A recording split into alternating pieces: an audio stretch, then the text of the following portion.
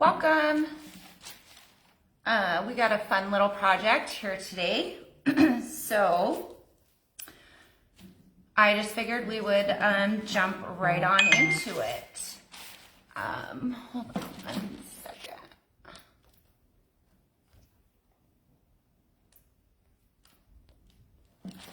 All right. So we're just gonna jump right on in today. What I got going on here, first of all, let me introduce myself.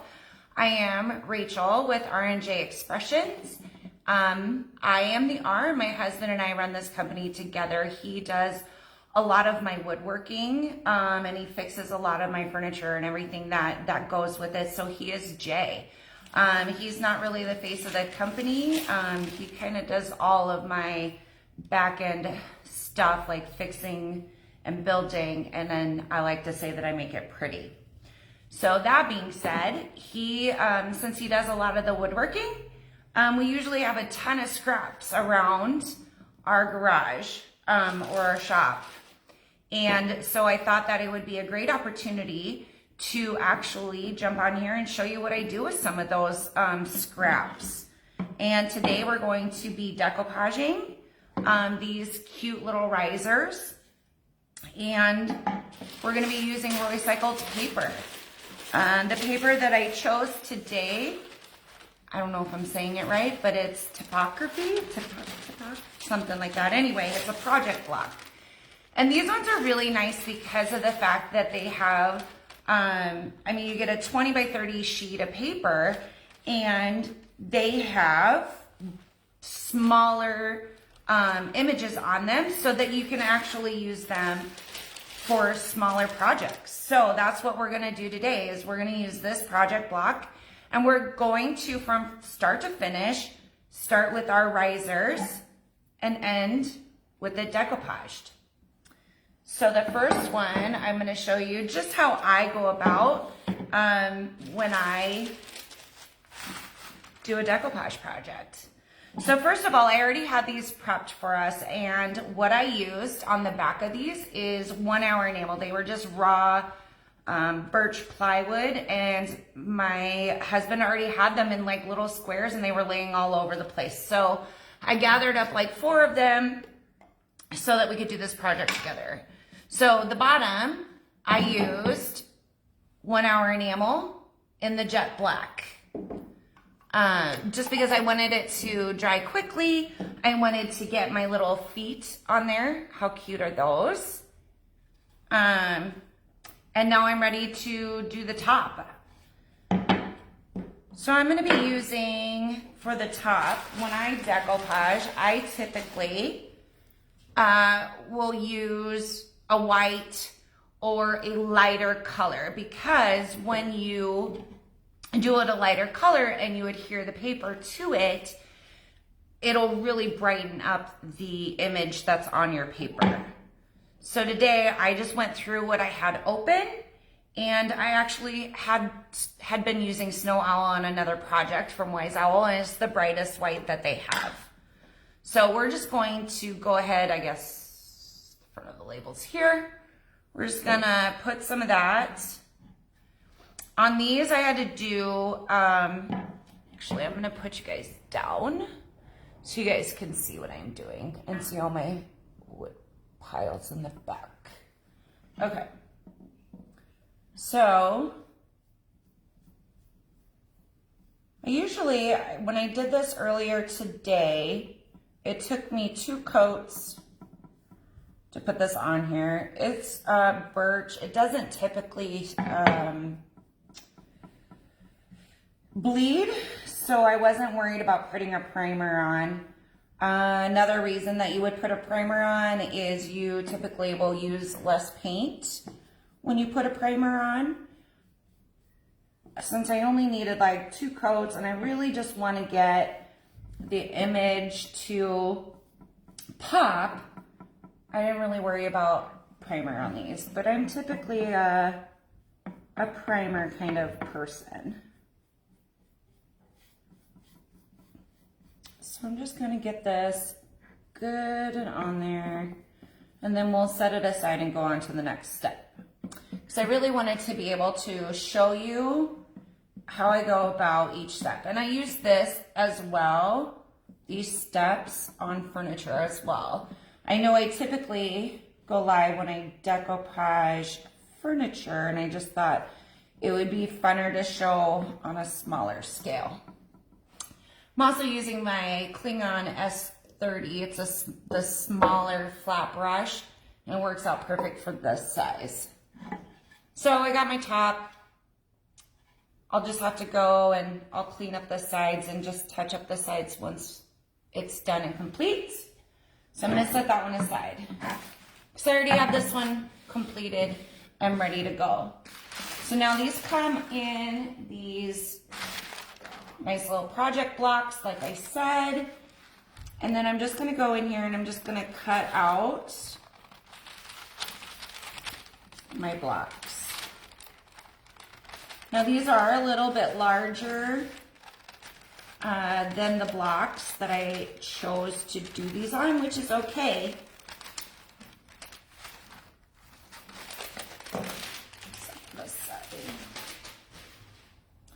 And that is okay, because I'm only going to use, you can also, you know, if you wanted to just make these from scratch with wood that you buy from your hardware store, Home Depot, Lowe's, whatever your choice is, you can then cut these to size of your project blocks, okay? So, what I typically will do is kind of position it where, what I want from the image to be on this block and not really care about what else gets cut off, okay? So I think that's good right there. So my medium that I'm going to use to adhere my paper is Wise Owl's matte varnish. And it's just the varnish that I had open, but I typically, you can use the matte varnish, satin varnish. You can also use the 1 hour enamel clear. It works just as good. The 1 hour enamel clear is gonna dry a little bit faster. It's more of a preference. So what I will do, because I want just a little bit of lead time here, so I'm going to layer this on. So typically, and I'll show you on this other longer piece that I have, but typically I would do this in sections, but with this being such a small area, I'm not even gonna worry about doing it in sections. I'm just gonna put it on there. And then we're gonna work out our wrinkles. So I got a good layer going on. I wanna make sure all of my corners, and if you don't get all your corners, you can go back in, but I want a good solid foundation to adhere my paper. Catch my drips. All right, so I have this crease in here. I don't know if you can see it, but I have this crease from how it was folded up when I shipped them out. And I want to make sure that I don't have any wrinkles or as little wrinkles as possible. So what I have here is just a mister bottle. And I'm just gonna mist my paper. It's the slowest reloadable mister bottle ever. So I'm just misting my paper just to give it a little bit of pliability here, so it's more workable. So I'm going to put this on here how I want it. Like I said, normally if this was a bigger project, I would do it in sections. And then I just have some cling wrap or some saran wrap. And this just gives me, just so that I don't have as much friction on my paper. And then I'm gonna move. And I always start in the middle and I work my way out. because that's typically where I find most of my wrinkles. So I'm just gonna work this out. So now, because my paper is wet, I can still lift and it's not sticking to it yet. So I got a little bit more workability here.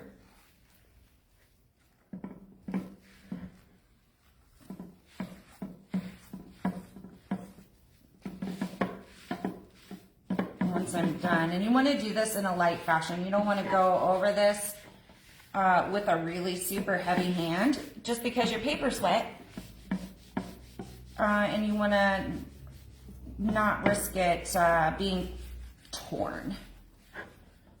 So I want to make sure that it's all down, and then I'll hold it up to you guys and show you the wrinkles in this bad boy, because there's virtually none. You can use a brayer too. I typically don't use a brayer. I like to feel it with the saran wrap. Okay, so we'll get that on there. I don't know if you can tell. There's like no wrinkles in there. Look how flat that is. Okay, how cool is that? So this is wet. I'm gonna let this dry because I don't wanna mess with it. I don't wanna start sanding on it. I don't wanna do any of that stuff in case the paper's so wet, I don't wanna rip it. So what I typically do once I'm done with this, I'm just gonna set it off to the side. And then later, if I have to fix any of those corners, like here's, like this corner here, I can just, once it's dry, lift this corner up and just re-adhere it once it's dry. Okay, so I'm gonna set this aside. I'm gonna let this one dry. So now we are on to the next step. So we painted it white, right? And now we've done our decoupage. We're gonna let that dry. Next, I did this one earlier, and it's all dry, it's ready to go. Now you have all this overhang, just that kind of stuff. So what we're gonna do, you can take a sanding sponge. You can take, I think this one's 180. Sometimes I use 220. I just wouldn't go really super aggressive. Like I wouldn't do a 60 grit or a 80 grit on this to take it off, because you're gonna rip your paper with that grit. And basically what I do is, and this is how I teach it in my classes too, you don't want to go this way, you want to go this way. So when you're sanding, if you go this way, you're going to rip your paper more than likely. So what I do is I will come in here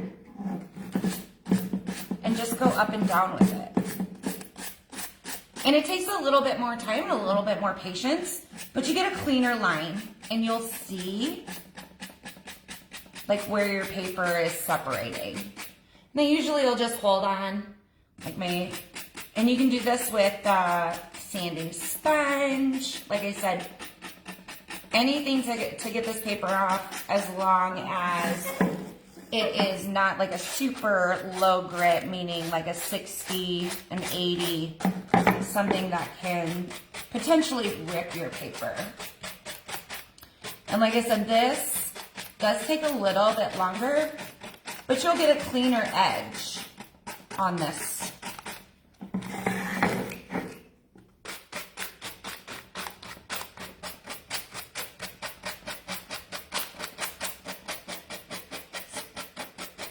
Bear with me.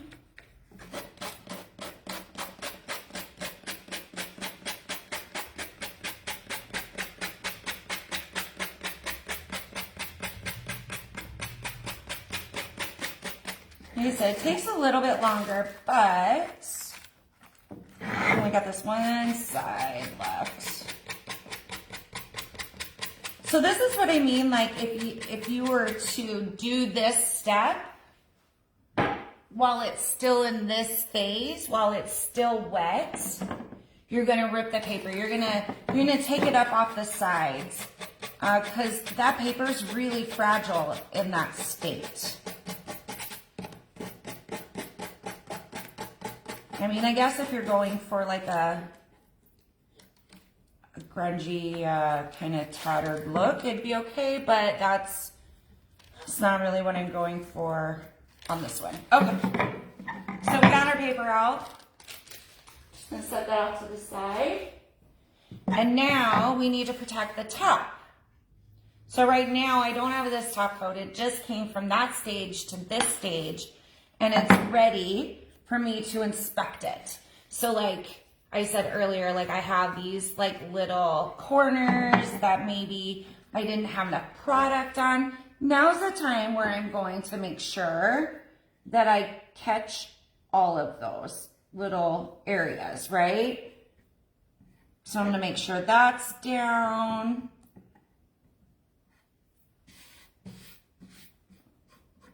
Everything looks good. Now I'm just gonna top coat this. And it's the same as what I did when we first decoupaged it or used it as our glue. Now we're just gonna protect this. It's also really helpful. I'm so messy when I do this, guys. I have drips everywhere. Okay, so then this step is also really helpful for when it is done and dry.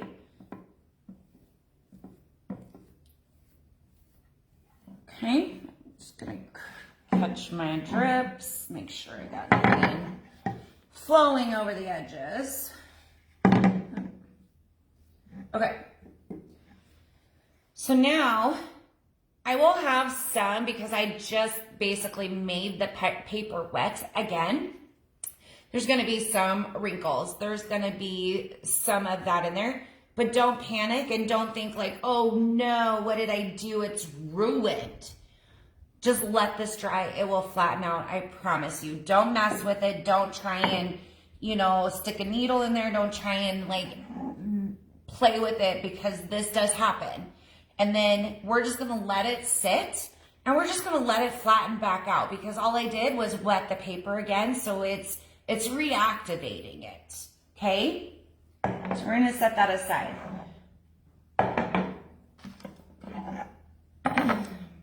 So I did this one earlier. I've already top coated it.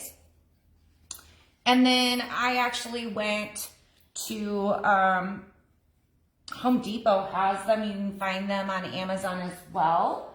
And they're just these upholstery nails, right? And so I thought, oh, well, don't judge. They're not straight.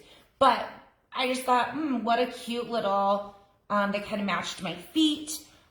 This is also a really good time where you can, so when you paint it, the white, some of your paint's gonna come over this edge. So now, before I put these on, I went back with an artist brush and just cleaned up my sides. And I was able to just wipe away any black that I got on the top, because I had already top coated it, okay? This is also another really good time also that we won't go into today, but this is also a really good time if you wanted to age this a bit, right? So this might be just like way too stark. It might be just not aged enough for you to match the feet. So now would be a good time where I would, if this was on a piece of furniture, I would do a wash. I would do glaze. Because the paper is protected, I always recommend that you top coat it before you do any decorative finishes on the top, because it is paper and it will soak up whatever you put on the top. I've made that mistake. So now I'm going to show you, we're just going to decoupage this here. Now typically, like those ones that we did here, I did them all in one swift shoot. Like I put it all on here, I put the paper on here, and then I didn't do it in sections, right? Typically, when I have a bigger surface, I will do it in sections. And the reason for that is just you get less wrinkles in it. You get less wrinkles. You have more flexibility with it and how it's laying, right? Like you might lay it up here all at once, but then down here it gets all off-centered, or it gets wrinkly, or it gets whatever, okay? So I'm gonna show you how I'm gonna go about doing this in like a section. Again, we did the same steps earlier. We painted the back, we put our feet on there, we've painted it white. So now we're gonna decoupage this on here. And I'm gonna do approximately, because this is like 3, maybe 2 boards worth, right? So I'm gonna do a pretty good section.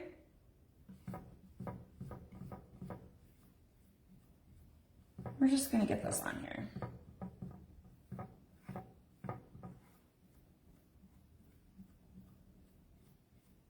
Okay. Now I'm gonna do the same step. I'm gonna wet my paper down, but just where I'm going to put it down. So I'm gonna put, so I like these words on here. So I'm gonna try and get it to where we get most of these words on here. Okay. Make sure it's laying relatively straight on here. And we're gonna just work down in sections. Okay. And the same, I work from the middle to the outside, and if I start seeing that I'm getting a huge wrinkle, I'm just gonna lift gently my paper back up and relay it down so that it lays flat. All right. So now we have that. I'm gonna fold my paper up. Okay. Here's where it gets a little tricky when you do it in layers.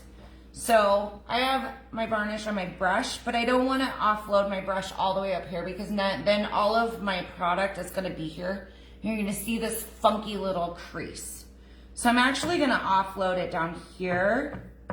And once I get it pretty offloaded, I'm going to then come up underneath here.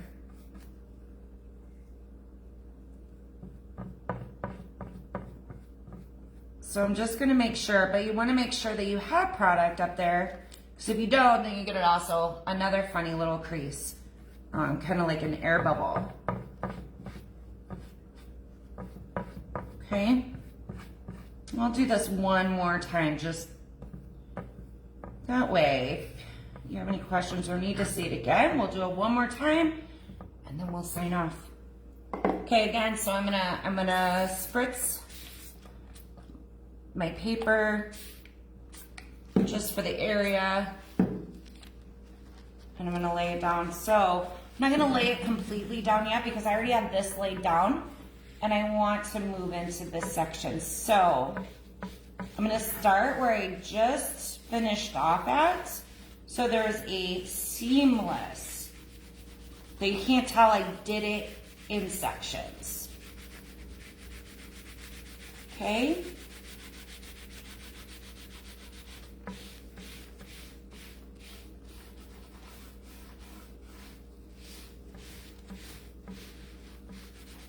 So that's laying down really nicely. And then we're gonna do it one more time. Okay, I will say again, I'm gonna load off my brush down here and then go under the crease or where I folded my paper, okay?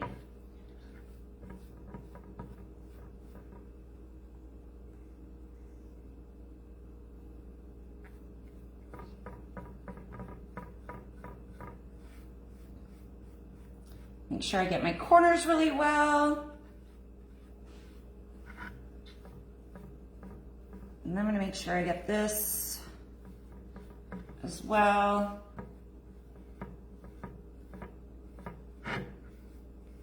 And then again, I'm going to spritz my paper.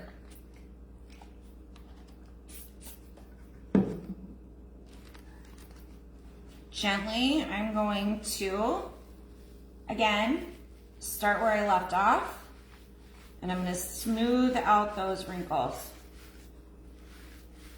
and work my way down.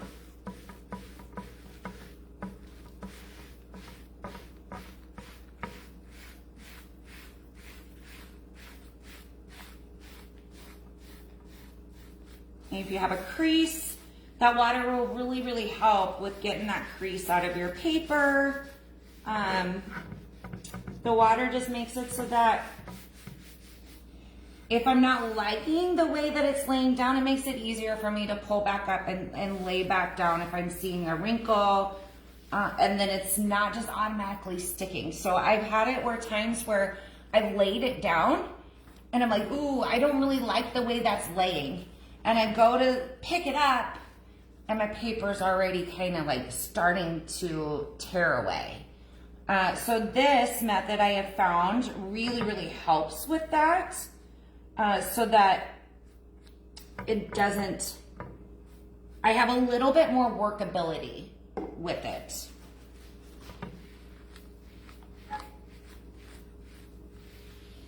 All right. Just gonna hug the sides. Like I already know I'm gonna need to do this corner.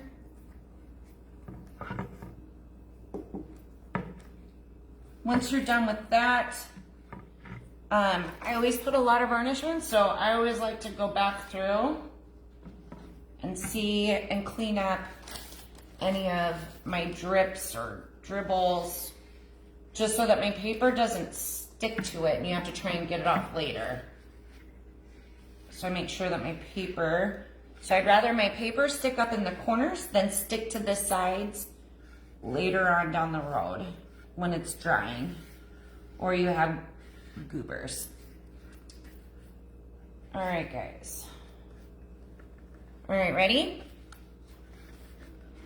See, no wrinkles. And again, we'll let this dry. I'll probably come back to these tomorrow. We'll do, once these are dry, we'll use this, take off all the paper, and top coat it. I think the only one that I might do some glazing on these. This one's a little bit stark for me, so I might come back and do some glazing, do a wash on this just to not make it so stark white. So that's my process in how I decoupaged, how I typically go about decoupaging. If you have any questions or anything else, please reach out. We are more than happy to help at any time. And thanks for watching. Till next time.